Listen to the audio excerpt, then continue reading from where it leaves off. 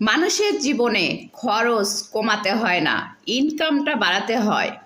সন্তান ছেলে মেয়েদের জন্যে আপনি সর্বস্ব দিয়ে চেষ্টা করবেন, তাদের সব কিছু দিয়ে আপনি লেখাপড়া খরচ থেকে আরম্ভ করে যত কিছু বাবা মা ত্যাগ স্বীকার করা হয়।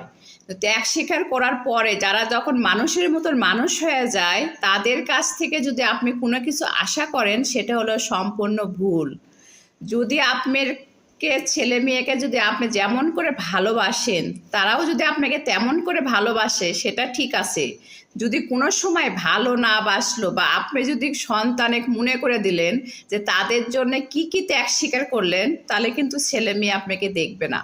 কারণ তখন তারা রাগে যায়, আর রাগে যায় তারা বলে যে আমাদের জন্য করছো কেন, না করলেই পারতা, আমরা তো এমনি এমনি মানুষ হতাম, আমাদের মানুষ হওয়ার জন্য তোমাদের না হলেও চলতো।